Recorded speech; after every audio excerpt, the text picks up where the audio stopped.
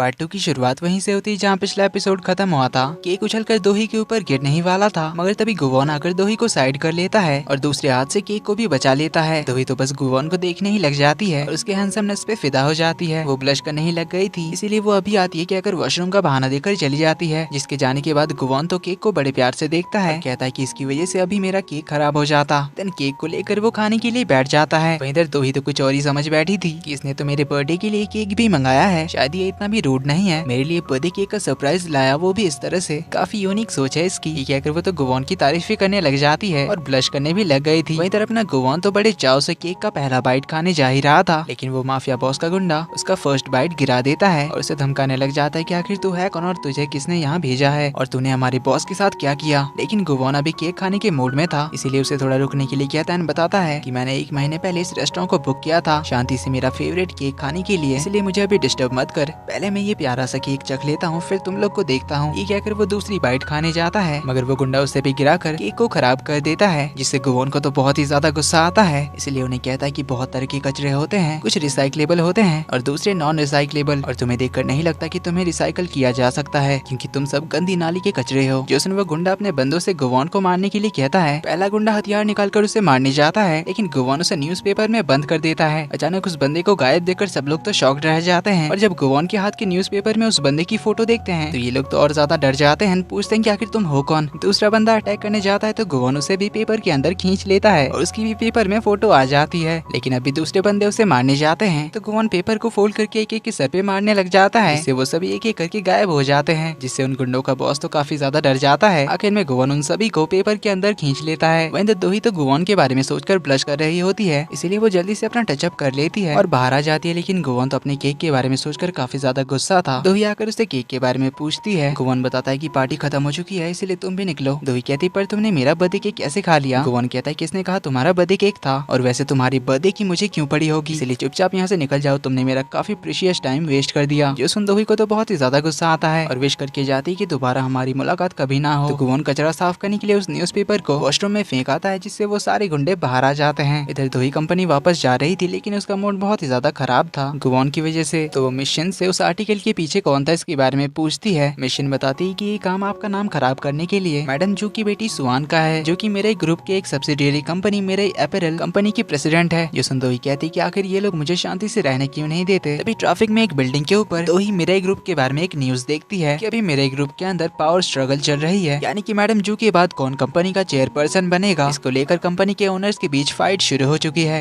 जिससे फ्लैशबैक शुरू होता है मेरे ग्रुप के बारे में, जिसे एस्टेब्लिश किया था मैडम जू ने, जिनके 2 बच्चे हैं। बड़ा बेटा नोसुक, जिसे मैडम जू मेरे ग्रुप संभालने के काबिल नहीं मानती। दूसरी छोटी बेटी सुआन, जिसका हस्बैंड अब्रॉड में रहता है, क्योंकि सुआन को बचपन से पेरिस में रहने का बहुत मन था। तो सुआन के ट्विंस बच्चे हैं ऑस्टिन और जस्टिन, और नोसुक का एक बेटा है। वही मैडम जू का एक भाई भी है, जिनका बेटा जूसियोक भी इस पावर स्ट्रगल का कंटेंडर है, क्योंकि वो भी मैडम जू के दूसरी कंपनी संभालता है। और आखिर में मैडम जू को जिस पर सबसे ज्यादा भरोसा है वो है हमारी दोही, जिसे मैडम जू ने आज से 17 साल पहले अडॉप्ट किया था। तब से वो मैडम जू के लिए सबसे इम्पोर्टेंट है और उन्होंने अभी तक सिर्फ दोही को ही अपना सारा काम संभालने का परमिशन दिया है, जिस वजह से मैडम जू के बच्चों को वो पसंद नहीं है। मगर मैडम जू के रहते वो उसे कुछ भी कह भी नहीं पाते। मगर दोही को ये साफ पता है कि वो इन सब के लिए एक वायरस की तरह है, जिसे ये सभी उनके साथ देखना नहीं चाहते। मगर मैडम जू दोही के बिना कुछ भी काम नहीं करती। कमिंग बैक टू प्रेजेंट, दोही को एक अननोन नंबर से कॉल आता है, जिसका नाम था तेजुन, जो मेरे ग्रुप के फाइनेंशियल टीम का हेड था। वो दोही को बताता है कि मेरे पास कुछ ऐसी इन्फॉर्मेशन है जिससे आप मेरे ग्रुप के चेयरपर्सन बन सकती है। मगर मिस्टर तेजुन वो बात फोन पर नहीं बताते हैं, तो अगर उसे इस बारे में जानना है तो उसे बाद में कांटेक्ट करने के लिए कहता है। दोही इससे पहले उससे कुछ पूछती वो कॉल काट देता है। मगर दोही को इस पावर स्ट्रगल में कोई इंटरेस्ट नहीं था, इसीलिए वो मिशन से कहती कि अब ये लोग मुझे भी इस पावर स्ट्रगल का हिस्सा बनाने के पीछे पड़े हुए हैं। तभी उसे मैडम जू का मैसेज आता है, जिसमें उन्होंने लिखा था कि लगता है मेरा टाइम आ गया है, फिर मिलेंगे हेवन में। जो देखकर दोही काफी घबरा जाती है, इसलिए वो जल्दी से हॉस्पिटल पहुंच जाती है, जहाँ वो मैडम जू को देखकर बहुत ज्यादा रोने लग जाती है, क्योंकि उसे लग रहा था कि मैडम जू अब नहीं रही। लेकिन वो तो अपनी आंखें खोलकर कहती है कि अब चिल्लाना बंद करो, मैं बस सो रही थी। जो सुनकर दोही को चैन पड़ता है, लेकिन वो उनके इस मजाक से गुस्सा होकर जाने लगती है। मैडम जू उसे वापस बुलाती है, दोही तो उन पर गुस्सा करने लग जाती है। जो सुन मैडम जू कहती है कि क्या तुम्हें लगता है कि मैं कभी नहीं मरूंगी, जिस पर दोही कहती कि गॉड झूठे लोगों को हेवन में नहीं आने देते। मैडम जू कहती कि इसीलिए तो मैं अच्छे काम करती हूँ, याद से हर हफ्ते काफी सारे पैसे डोनेट करती हूँ, जरूरतमंदों की हेल्प करती हूँ, इसलिए मेरे अच्छे काम देखकर भगवान मुझे एंट्री दे ही देंगे। तो दोही उन्हें मजाक बंद करने के लिए कहती है। तो मैडम जू कहती कि एक सरप्राइज है तुम्हारे लिए, जो कि उसका बर्थडे केक होता है। दोही कहती है आपको पता है ना कि मैं बर्थडे नहीं मनाती। इस पर वो कहती कि इसीलिए तो मैं ये केक गिफ्ट लाई हूँ ताकि तुम्हारे साथ इन अच्छे पलों को मैं याद रखूं, क्योंकि मेरी मरने की तो उम्र हो ही चुकी है। वैसे मेरे मरने के बारे में सुनकर तुम्हें कैसा फील हुआ? तुमने हमारी सारी मेमोरीज को याद किया? दोही कहती है हाँ, किसी हॉरर मूवी से कम नहीं था। इस पर मैडम जो कहती है कि इसीलिए तो मैं कहती हूँ कि मेरी बात मानो, आखिर कब तक तुम ऐसे रिबेलियस बनकर रहोगी? तुम बचपन से ऐसे ही हो। घर से भागकर कॉलेज चली गई। दोही कहती क्योंकि आप पहले ही दिन इतनी लंबी कार लेकर मुझे पिक करने के लिए पहुंच गई थी। जिस पर वो कहती कि क्योंकि मैं नहीं चाहती थी कि दूसरे बच्चे तुम्हें किसी ऑर्फन चाइल्ड की तरह ट्रीट करे। जिस पर दोही कहती कि फिर आपने मेरे कॉलेज के बॉयफ्रेंड को पैसे देकर ब्रेकअप करने के लिए क्यों कहा? मैडम जो कहती कि क्योंकि मुझे उसकी वाइब पसंद नहीं थी और वो तुम्हारे लिए सूटेबल तो बिल्कुल भी नहीं था। देन दोही से ब्लाइंड डेट के बारे में पूछती है, जिस पर वो बताती है कि बहुत ही खराब गया। मैडम जो कहती कि लुक्स पर ध्यान मत दो, वो लड़का अच्छा है भले ही वो कैसा ही दिखता हो। दोही कहती कि सिर्फ शक्ल ही तो उसकी अच्छी है, बाकी वो बहुत ही बदतमीज और रूड किस्म का लड़का है। मैडम जो कहती कि क्या वो तुम्हें हैंडसम लगा? फिर वो उसका फोटो निकालकर उससे पूछती कि क्या ये रियल लाइफ में अच्छा दिखता है? दोही फोटो देकर पूछती कि आखिर ये है कौन? मैं तो गुवोन नाम के लड़के से मिली थी। ये कहकर उसका कार्ड दिखाती है तो ये लोग मिशन को बुलाते हैं, जो पता करके बताती है कि उस मैच मेकिंग कंपनी से एक गलती हो गई थी। उन्होंने उसी रेस्टोरेंट के दूसरे ब्रांच का एड्रेस दे दिया था, इसीलिए जिस लड़के से आप मिली वो कोई दूसरा ही था। दोही को भी रियलाइज होता है कि इसीलिए वो इतना ज्यादा चिढ़ रहा था। इधर हम गुवोन को देखते हैं जो उसके इंस्टीट्यूशन के एक ऑडिटोरियम में आता है, जहाँ गायोंग नाम की लड़की एक ट्रेडिशनल डांस प्रैक्टिस कर रही थी। वही सीट पर उसका असिस्टेंट बैठा हुआ था जिसका नाम था पार्क, और ये वही 200 साल पहले जोसन एरा का वो भूखा आदमी था जिससे गुवोन ने कॉन्ट्रैक्ट साइन कराया था 10 साल का, जिस कॉन्ट्रैक्ट को गुवोन ने काफी ज्यादा एक्सटेंड कर दिया है, इसीलिए वो अभी भी जिंदा है। इधर मैडम जो मिशन से कहकर गुवोन को कॉल लगवाती है और इनके मिसअंडरस्टैंडिंग की वजह से दोही ने जो उसका टाइम वेस्ट किया उसका कॉम्पेंसेट करने की बात करते हैं, लेकिन गुवोन तो रूडली मना कर देता है। जोसन दोही कहती है कि देख लिया ना ये कितना ज्यादा रूड था, और मैडम जो कहती कि जो हुआ जाने दो इसे, लेकिन तुम जल्दी से अपना पार्टनर ढूंढ लो और शादी कर लो, क्योंकि मैं मरने से पहले तुम्हारी शादी देखना चाहती हूँ, जिसकी तैयारी मैंने कर रखी है। ये कहकर वो अंगूठी का बॉक्स निकालती है जिसमें 2 अंगूठी थी, दोनों को ही वो दोही की उंगली में पहना देती है और कहती कि अपना सूटेबल पार्टनर मिलते ही बिना देर के ये अंगूठी पहना देना, तब तक इसे पहने रखना। देन उसका बर्थडे केक निकाल कर कहती है कि 20 साल से ज्यादा हो चुके हैं तुम्हारे पेरेंट्स के डेथ को, उसे भूलकर अपना बर्थडे सेलिब्रेट करो। जिससे हमें समझ आता है कि उसके बर्थडे के दिन ही उसके मॉम एंड डैड की डेथ हुई थी, इसीलिए दोही अपना बर्थडे नहीं मनाती। लेकिन मैडम जो के लिए दोही हैप्पीली बर्थडे मनाती है और उनके अच्छे हेल्थ की विश करती है। मैडम जो फिर से उसके लिए लड़का ढूंढने के लिए लग जाती है, जो देखकर दोही वहाँ से काम का बहाना देकर भाग जाती है। इधर दोही के कॉल आने की वजह से गुवोन को अपने केक की याद आ जाती है, इसीलिए वो चिढ़कर जाने लग जाता है। तभी पार्क आकर उससे पूछने लग जाता है कि आप इतने चिढ़े हुए क्यों लग रहे हैं? गुवोन कहता है कि क्योंकि मुझे अपना फेवरेट केक खाने को नहीं मिला इसीलिए। पार्क पूछता है कि फिर आप इतने टाइम कहाँ बिजी थे? गुवोन कहता है कि एक ब्लाइंड डेट। उसने ये कहा था कि स्टेज में डांस कर रही गायोंग चिल्लाकर कहती कि डेट? आखिर तुम किसे डेट कर रहे हो? क्या वो लड़की मुझसे ज्यादा खूबसूरत है? कहीं तुमने उसके साथ नाइट स्पेंड तो नहीं किया? गुवोन तो उसकी बातें सुनकर शॉक्ड रह जाता है, कहता है कि इसे इतनी दूर से कैसे सुना दिया। गुवोन तो काम का बहाना देकर पार्क को लेकर यहाँ से भाग जाता है। इधर मिस्टर तेजिन जो दोही को इन्फॉर्मेशन देने वाला था उसे एक आदमी मार देता है। इधर गुवोन अपने पावर से अपना सारा ऑफिशियल काम कर रहा था, तभी यहाँ पे गायोंग चिल्लाते हुए पहुंच जाती है कि आखिर वो लड़की है कौन जिसके साथ तुम डेट पर गए थे? पार्क आकर उसे समझाता है कि ऐसी कोई बात नहीं थी, बस थोड़ी सी मिसअंडरस्टैंडिंग थी। तो हमें पता चलता है कि पार्क और गायोंग दोनों ही पिछले जन्म से गुवोन के साथ हैं और गायोंग को गुवोन पे क्रश भी होता है, लेकिन गुवोन को वो दोनों ज्यादातर इरिटेट ही करते थे, इसीलिए वो उन्हें कहता है कि तुम दोनों को मैंने बेकार ही जिंदा रखा है। पार्क कहता है हाँ हाँ पता है, आप अकेले नहीं रहना चाहते इसीलिए तो आपने हम दोनों को जिंदा रखा है। पर गुवोन थोड़ा अकड़ दिखाते हुए कहता है कि मैं एक इमॉर्टल डेमन हूँ, मैं इतने सालों से अकेला रहा हूँ, मुझे क्यों तुम दोनों की जरूरत पड़ेगी? तुम्हें क्या पता इमॉर्टल होने का अलग ही मजा है जिसे तुम इंसान कभी नहीं समझ सकते। ये कहकर वो उन्हें काम पे लगने के लिए कहता है। दूसरी ओर हम दोही को देखते हैं जो एक बीच पर आती है जहाँ वो अपने मॉम डैड के साथ आया करती थी। तो यहाँ पर वो अपने मॉम एंड डैड को याद करती है और यहाँ पर उनके साथ बिताए हुए पलों को याद कर रही होती है। रात हो जाती है, हम गुवोन को देखते हैं क्लॉक टावर के ऊपर जिसे आज कुछ अजीब लग रहा था। दूसरी ओर हम दोही को देखते हैं जो रात के 12 बजे तक बीच पर ही होती है। 12 बजने के बाद वो कहती है कि आखिरकार मेरा श्रापित बर्थडे खत्म हुआ। तभी एक कैब का ड्राइवर आता है और कहता है कि आपकी गाड़ी आ चुकी है। इसमें दोही बैठ जाती है। थोड़ी दूर जाने के बाद उसके फोन पे नोटिफिकेशन को चेक करती है, इसमें वो देखती है कि उसने जो कैब बुक किया था उसकी लोकेशन अभी भी 17 मिनट दूर दिखा रही है। अभी वो ड्राइवर को देखती है जिसके गले पर खून के निशान थे, तो उससे पूछते कि आखिर तुम हो कौन? तो हम देखते हैं कि ये वही किलर था जिसने मिस्टर तेजिन को मारा था।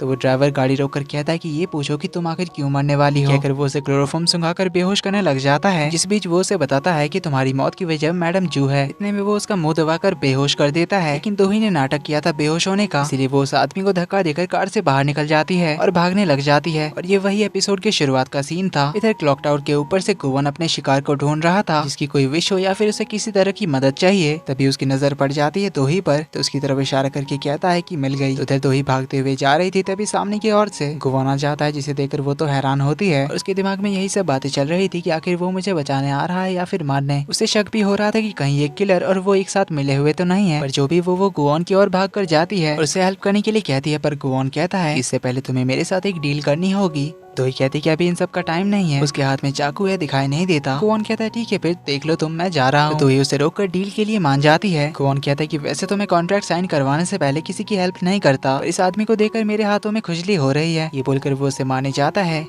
मौका देकर दोही यहाँ से कार के पास भाग जाती है। वो कार स्टार्ट करने जा रही थी कि तभी गुवान उस किलर को कार के ऊपर फेंक देता है, जिससे दोही तो काफी घबरा जाती है। तभी गुवान उसकी ओर आ रहा था और उसकी आंखें लाल हो चुकी थी। जो देख दोही तो घबराकर कार से निकल जाती है और ब्रिज के उस पार छुप जाती है। तो गुवान उसके पास आता है, उसकी ओर हाथ बढ़ाकर कहता है कि तुम्हें हमारी डील तो याद है ना। दोही जैसे ही उसका हाथ होल्ड करती है, गुवान के हाथ में जो होली क्रॉस का निशान था वो ग्लो करने लग जाता है। दोनों एक दूसरे को देख ही रहे होते हैं कि इतने में वो किलर कार को बहुत ही तेजी से भगाकर उनकी ओर आने लगता है, जिसे देख दोही तो डर जाती है। पर गुवान चुटकी मारता है उसे देखकर, लेकिन उसकी पावर काम नहीं करती। दोही का हाथ तो डर के मारे छूट जाता है और वह नीचे गिरने लग जाती है। तो गुवान उसके साथ ही कूद जाता है, लेकिन पानी के अंदर गुवान बेहोश हो जाता है। वो तो नीचे डूबते हुए जा रहा था। दोही तो ऊपर उठने लग जाती है, पर गुवान को डूबता हुआ देखकर वो उसे बचाने के लिए नीचे आती है, पर वो उसे ऊपर नहीं खींच पा रही थी। लेकिन जैसे ही वो उसका हाथ होल्ड करती है उसे खींचकर ऊपर उठाने के लिए, तभी गुवान के हाथ का होली क्रॉस दोही के हाथ में ट्रांसफर हो जाता है। इसके बाद वो भी बेहोश हो जाती है। सीन कट होता है। जैसे ही दोही को होश आता है तो वो समंदर के किनारे पे थी। सामने गुवान को खड़ा देखकर वो उसके पास जाती है। उसका सर चकरा रहा था। वो अपने सर पे हाथ लगाती है। तभी गुवान को उसके हाथ में वो होली क्रॉस दिख जाता है, जिसे देखने के लिए वो उसका हाथ खींचता है और शॉकिंगली उसे देखने लग जाता है। तभी पानी का एक वेव पत्थरों से आकर टकराती है, जिससे पानी उनके ऊपर उड़ता है, लेकिन पानी हवा में ही रुक जाता है, जिसे देख दोही हैरान होती है। और इसी के साथ पार्ट 2 का एंड यहीं पर होता है। ड्रामा आगे काफी इंटरेस्टिंग होने वाला है। जल्दी ही मिलते हैं अगले पार्ट में। वीडियो पसंद आई तो वीडियो को लाइक कर देना। चैनल पर पहली बार आए तो do subscribe and hit the bell icon. जल्दी ही मिलते हैं अगले पार्ट में। तब तक के लिए take care and bye bye.